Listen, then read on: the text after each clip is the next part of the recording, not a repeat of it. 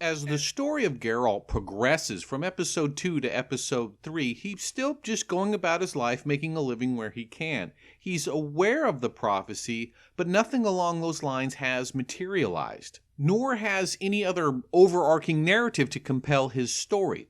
It's at this point where he hears of a local community being terrorized by a Vukedlak. It's got a pest problem. A few miners rounded up 3,000 Orans to have it killed. Needing money, Geralt decides to investigate. Upon arriving in Temeria, Geralt realizes the issue is more complicated than he was expecting. The attacks don't seem to match a Vukedlak, and the king won't kill the creature despite the fact the townspeople are on the verge of revolt. Years of attacks by this creature, and the king does nothing. We must force his hand. You can't kill the Vukedlak. So you decide to kill your king?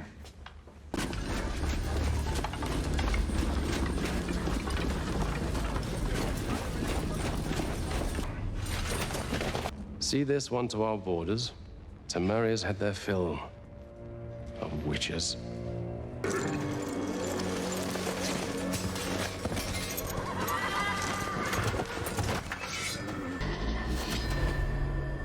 You can put down your sword. I'm not here to hurt you. Says the witch hiding in the woods. I serve King Foltest. So he makes a show of kicking me out. Then sends his errand girl to slip me some coin so I kill his monster. And I don't want you to kill the beast. I want you to help me save it. So what has Geralt gotten himself into here? He now has cross purposes for factions that would otherwise seem to be aligned, and the more he digs, the deeper the hole gets. 2,000 Orans if you can tell me what exactly killed these people.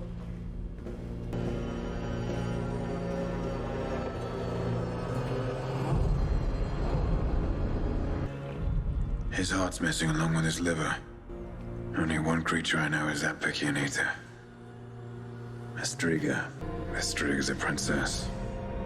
Unfortunately for Geralt, the cesspool just keeps getting deeper and the problem more convoluted. Because only a man devoid of all heart could accuse a brother of bedding his murdered sister while urging him to kill her. So now Geralt has a problem. He's stuck between a rock and a hard place. The Striga is the incestuous daughter of the king and the sole heir to the throne, so you can't kill it. At the same time, it's feeding on the people, so you can't ignore it either. The only way forward is to undo the curse by fighting the monster and preventing it from hibernating until the rooster crows at dawn. Life pro tip, this is exactly why you mind your own damn business.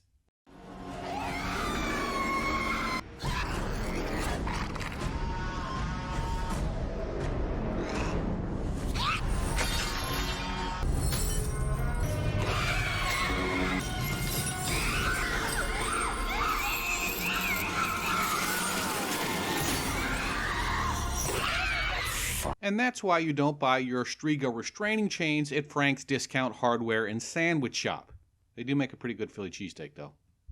Eventually, Geralt comes up with an ingenious plan to keep the Striga out of her sarcophagus so the curse will be reversed. Ingenious might be a little bit of an overstate. It's essentially the same thing you do to keep your rancid Aunt Ethel from befouling your bathroom. Occupied. Sorry, you'll have to use the gas station down the street.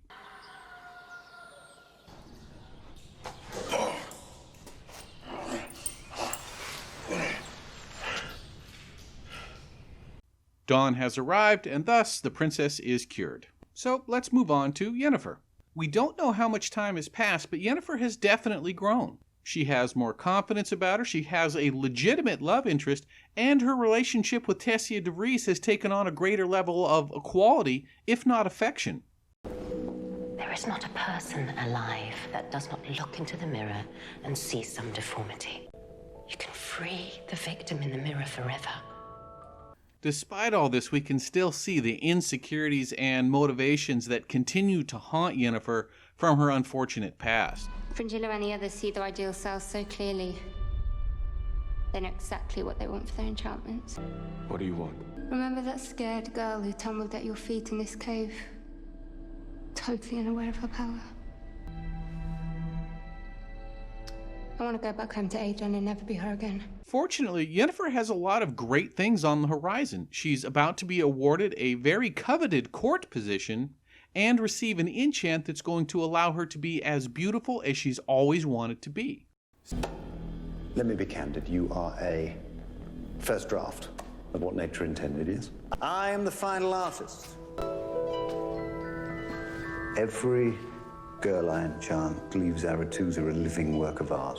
Sadly, all of this good news is put in jeopardy by the backroom dealings of the Brotherhood of Sorcerers. Angela will be in Nilfgaard by week's end. She will bring sanity and bread to the people. See, your niece is only capable of doing what she's told. Nilfgaard needs correcting. Stregobor, did you have anyone in mind? What about your hunchback protege? We agreed Yennefer would thrive in Aiden. Yennefer's of elven blood. Quarter elf. Let's not model our wisdom on prejudice and paranoia. And you spare your niece her duties? Not enough fragrance in Tucson to take the stench off that nepotism. Let the chapter vote then. All in favor of Yennefer to Nilfgaard instead of Fringilla. Although as a person Yennefer has grown, she's still going to see this as a personal insult. The difference is, old Yennefer would have lashed out then sulked. New Yennefer puts in a plan of action. I want to be powerful. Seen and adored with everyone watching. It is what I'm owed. You claim to be quite the artist. Prove it. The chapter will have my head. Do they already have your cock?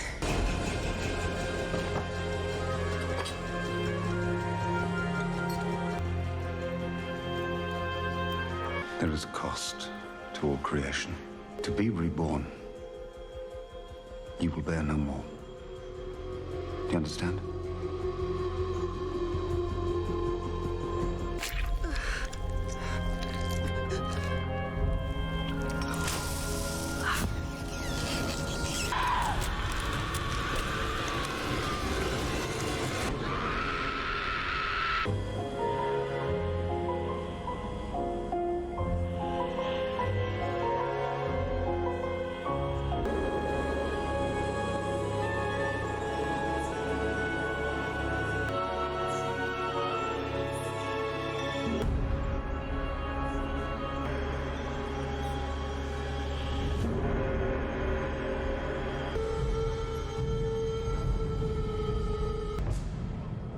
Yennefer of Vengerberg. My apologies, Your Excellence. Please allow me to remove this misguided girl.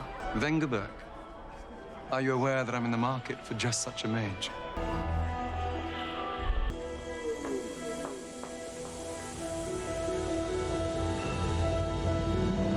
I want to take a moment here and talk about how important this moment really is. The Brotherhood of Sorcerers is anything but a benevolent organization, but they were absolutely correct in identifying that Nilfgaard was on the verge of collapse and in need of strong leadership. When Yennefer subverted the machinations of the Brotherhood and Nilfgaard never received the strong leadership it needed, the consequences were war on a continental scale. From a global perspective, this war was the most important thing that happened in Season 1. Secondly, Yennefer just lost her womb. This will be the single most definitive issue of her storyline for the entire season.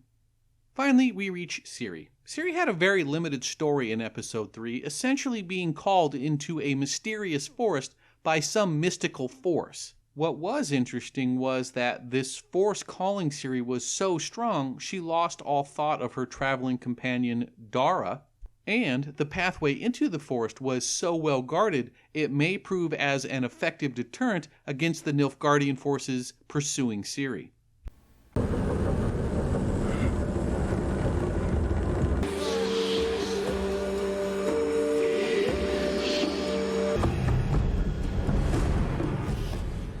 And that's it. See you all after Episode 4.